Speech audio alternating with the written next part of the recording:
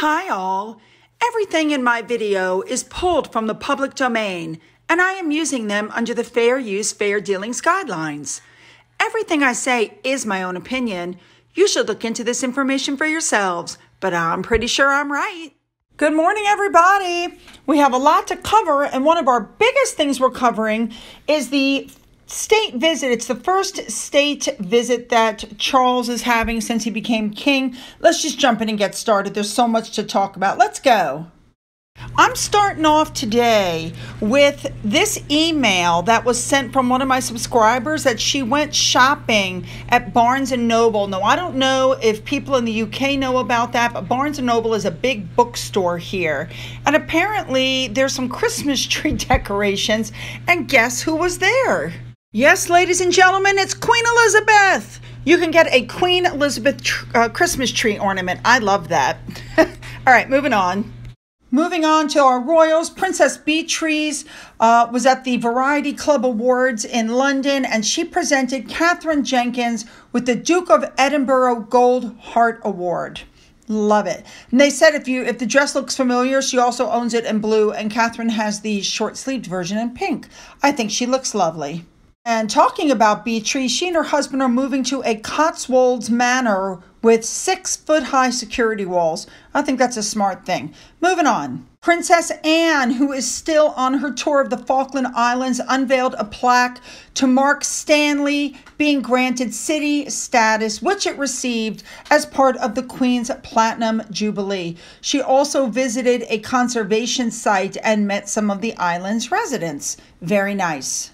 Next up, Princess Anne joined the governor of the Falkland Islands at the Multicultural Food Festival, where several of the island's nationalities were represented. That looks delicious.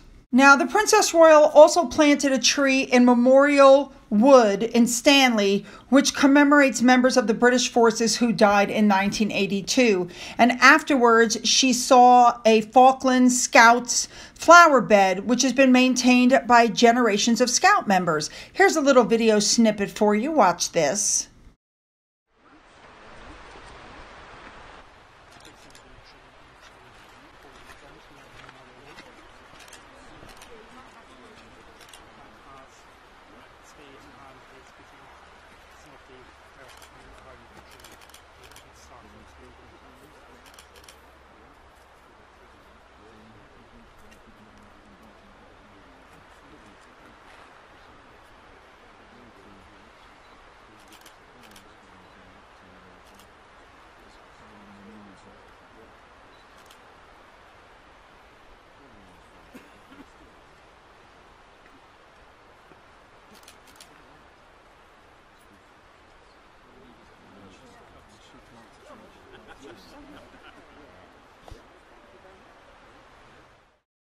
That's Anne, making sure that that tree was well planted.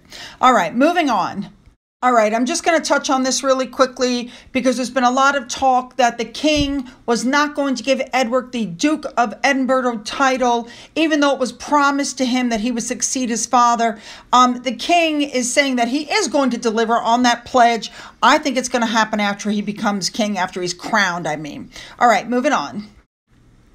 All right. Here we go. Catherine and William, the Prince and Princess of Wales, went to greet President Ramaphosa on behalf of the king at the Corinthian Hotel before they traveled together to the Horse Guards Parade for the ceremonial welcoming ceremony. Here's a little video snippet for you. Watch this.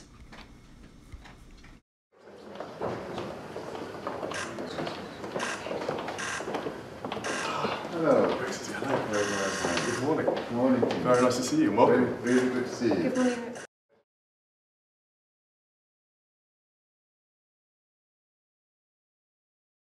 As you can see, all went well. They all seemed to get along together. They stood there and took the obligatory photos. I love this color on Catherine. It's kind of like a, I don't know, like a mauve-y. I'm not sure, but I really like it. Those of you who didn't notice, Catherine was wearing the Princess of Wales brooch. It was first made for Queen Alexandra as a wedding gift in 1863. It was passed down, and the Queen Mother gave this brooch to Princess Diana when she got engaged to Prince Charles in 1981. That is a beautiful piece of jewelry. So after the initial greetings, they left the hotel. Very interesting. I didn't notice this until later on, but what happened was William got into one car with the president, and Catherine got in a separate car with her personal secretary, who then rode with her to the next spot. Very interesting. The king and queen arrived and greeted everybody on the stage at the ceremonial spot. They all took their places, and then of course the cars pulled up eventually, and they greeted the dignified guest. By the way, I love this blue on Camilla. Here's a little snippet for you. Watch this.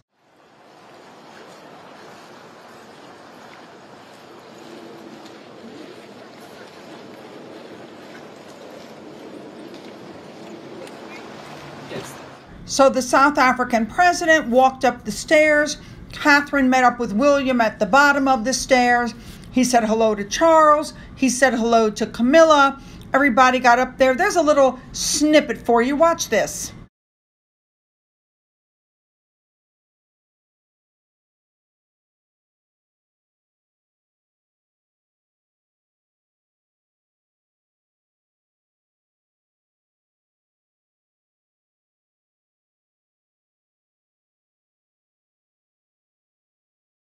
All right, everybody took their spots, and then it was time for the playing of the national anthem. Again, a little snippet for you.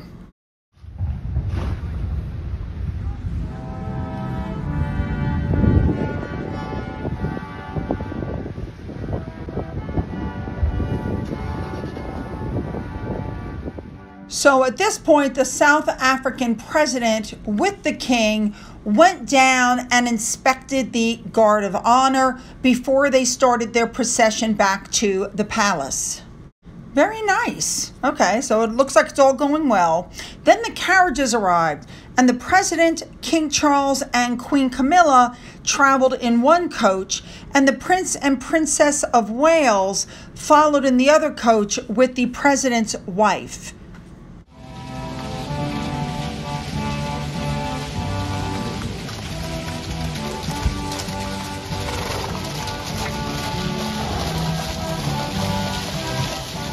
And they arrived at the palace. Here's a little snippet.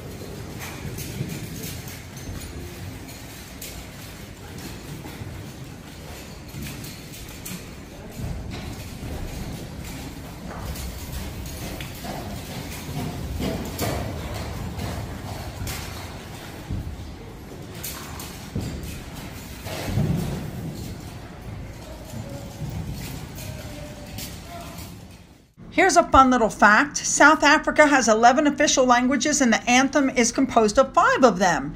And apparently the cabinet there approved a constitutional amendment to recognize sign language as the 12th official language. I love that. And thank you for that fun fact. They had a private lunch at Buckingham Palace, and then the king invited President and Mrs. Ramaphosa to view an exhibition in the picture gallery of items from the royal collection relating to South Africa. Pretty cool.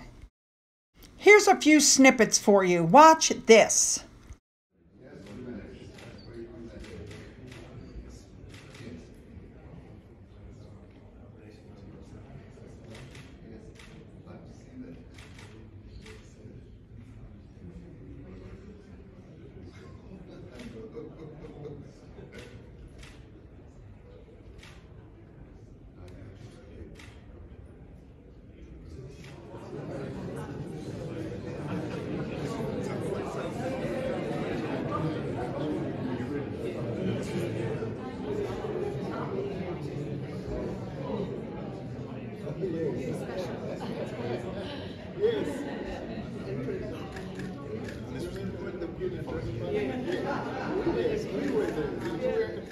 Looks like the exhibit was a hit with everybody. Now, just as a side note, apparently a lot of his fellow countrymen are not happy with this visit. There are rolling blackouts. It's been the worst year of load shedding. They're having all kinds of issues. So, yeah, there's a little bit of, behind the scenes stuff happening. Next up in the afternoon, the president was taken to Westminster Abbey as part of his state visit. He laid a wreath at the grave of the unknown warrior and then took a tour of the Abbey. At some point during the day, he also went to Parliament and was having a joke with the Speaker of the House. Very nice. Before we knew what was going on, it was time for the evening banquet. Catherine was wearing the Mary's Lover's Knot tiara and Princess Diana's Collingworth pearl earrings for the big event. They were spotted in the car driving there. I have to tell you, this dress was absolutely gorgeous. She looked phenomenal, even just sitting in the car.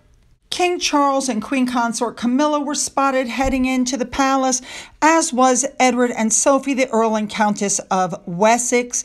Also seen was the new Prime Minister, Mr. Sunak, and his wife, as well as the Duke of Kent was spotted, and also the Duke and Duchess of Gloucester. Everybody was there. Then we got our first picture of Catherine in this dress with the sash and the brooch. This is the difference between class and crass. You cannot purchase this kind of elegance. Sorry, you either have it or you don't. Camilla also looked lovely. I love her tiara, although to be fair, I didn't recognize it, but she looked phenomenal. There they are with the president. Looked like everybody was really happy. You know who also looked really good tonight? Sophie. She looked absolutely phenomenal as usual, dripping in diamonds, the necklace, the earrings, the tiara. But I loved the dress, and while you can't see it in these photos, she was wearing some super high, sparkly silver shoes. I just thought she looked wonderful, and so did Edward. Now, as the evening went on, the president also addressed people in the royal gallery. Then I believe it was about time that they went into dinner. Now, there was a few interesting things about this dinner. As you can see from the dessert platter there, that looks like I believe it's the flower of South Africa. So the chefs at Buckingham Palace created a sugar version of South Africa's national flower called the Protea, I believe is how you say it, and they'll be serving that with coffee. Wonderful. Now, the tables were beautifully decorated because at the King's request, sustainable and seasonal flowers from Buckingham Palace and Windsor Gardens is what was used as decorations on the table, and they were absolutely gorgeous. All in all, a very successful day. All right, time to move on. All right, going back to the whole soccer debacle, USA soccer reporter Grant Wall tried to enter the stadium in Qatar ahead of the game against Wales, and he was wearing a rainbow t-shirt, and he was refused entry. The security guard insisted that it was not allowed. Now, Mr. Wall was allowed in after being detained, he said, for about 30 minutes. Now, remember, in this country, it is illegal to be gay. And the conservative host nation has faced a lot of criticism due to this. You know what I love? I love that Team USA got in on this big time. All right, what they did was they took their usual logo, as you see above, red, white, and blue, and they made it rainbow. Absolutely love it. Now, you want to talk about somebody putting their life on the line? Look at Alex Scott. She just came out, and now she's in a country where she could be killed or imprisoned for her beliefs, and she is proudly standing there on a field. That is how you stand up for women's rights, not just wearing a shirt. And in even more news, Qatar keeps announcing that their attendance figures are higher than the actual capacity of the stadiums twice, even though there's photos all over the internet of the stadiums being empty. I don't know what they're playing at. All right, let's move on. All right, here we go, talking about our non-working royals. Meghan and Harry are given a warning that they are becoming more and more increasingly boring and irrelevant. I have to agree. Every time I hear now about another award, I'm just like, really? Again? Like, there's nothing exciting or new about them, you know? Big thank you to Riley Dog on Twitter for this one. The Counselor of State Bill of Parliament is going to have its next reading. Yeah. Oh. All right, moving on. This will be one of our bigger stories. Remember, it came out that Meghan was going to be on a tell-all interview with Jimmy Fallon. Remember, she was supposed to be on Jimmy Fallon, and then the Queen died. Then all of a sudden, Omid Scobie comes out and goes, "That's not true. Somebody didn't get the memo. No, she's not going to be on that show." So she was supposed to be on the show. It got canceled because the Queen died. Then she was going to be on the show. Then they put out an announcement that she's not going to be on the show. Then NBC confirmed that they made a mistake saying that she was going to be on the show. And everybody's looking at each other going, what the heck is happening? Really, what's going on? Well, here's my opinion. Their docu-series release date was revealed. It's December 8th. And I think they wanted to come out on the 8th. Then she's going to appear on the Jimmy Fallon show. Then the book's going to come out. Then, they have like this whole thing lined up. And so she won't appear until after that happens. Going back to Elton John now, he had some artwork taken from his home that was considered inappropriate. Elton said it was not porn. Everybody else said that it was, interestingly enough. Artemis pointed out that Harry and Meghan keep going on about how great Elton John is as a friend to their children. And she said, or he said, I'm not putting up the image, but it's called, Etta and Kiara. And it's not art. And talking about Elton John, I agree with what Ada on Twitter said.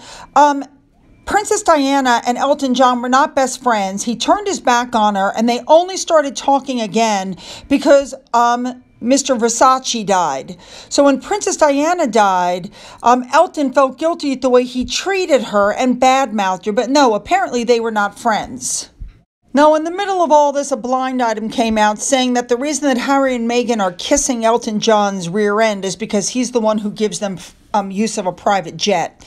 That's right.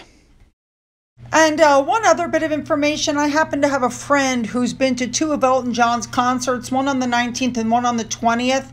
And she said that little tape recording from Harry and Meghan was not played during the concert, that there was only one little photo of them. That's right. I have trouble liking a woman who got the non-white director of her show fired and the non-white reporter from The Cut fired because she didn't like the things that were written. She is not she's not a mover and a shaker, people. She's just not. But what she has been doing is slowly cutting Harry out of the limelight. Let me explain. When somebody was papped with a baby, it was her, not Harry. When Harry went to the Intrepid, she went, even though she wasn't supposed to be there. When these speeches are being given, it's only Meghan giving the speeches. When Meghan goes on these shows to talk, it's only Meghan showing up, not Harry. When they went to Harlem, it was Meghan that sat and read her book to the children, while Harry was literally relegated to sitting on the ground next to the other children. Okay? And in every single one of these meetings, oh my gosh, it's Meghan on the Ellen Show. It's Meghan in the Cut magazine. It's Meghan who gave the interview to Variety. It's Meghan who gave the actual taped interview to Variety that was aired all over the place. Harry is nowhere. It's Meghan who took all these pictures in hundreds of thousands of dollars of couture. It's Meghan who's doing the podcast. It's Harry's nowhere to be found, people. It's all Meghan. She has slowly cut him out of the public photos. All right, I got one more thing to report to you people. Per Baroness Buck, Penguin Random House is officially marked. Oh my goodness. It's being reported that the deal to buy Simon & Schuster is officially dead. And for its trouble, Penguin Random House now owes Paramount a termination fee of $200 million. Have you guys happened to notice that every time anything happens that Harry and Meghan are involved in, something bad happens? Oh my God. So I have to say I agree with this. Positions are temporary, ranks and titles are limited, but the way you treat people is how you will be remembered. Exactly. Now, we know that their docuseries that they've been filming for 2 years, which means everything is old and outdated, and we know that it's just a big slam fest against the royal family, is being released on December 8th. Don't watch it, people. Don't give them the clicks. Let Netflix see that we don't like it and we're not going to take it, and that'll be the end of their deal. You guys know what to do. All right? So, leave those comments below. Don't forget to hit the subscribe button and the bell to be notified of all my uploads and my lives. Don't forget to go up into the description box. And there's the links to my Twitter, my Getter, my Rumble, my email, links to my Patreon. For those of you who've donated to my coffee fund and through my thanks button, thank you so much. Remember, do not hit that button on Netflix. Don't watch it, okay? And as always, you guys, have a great day.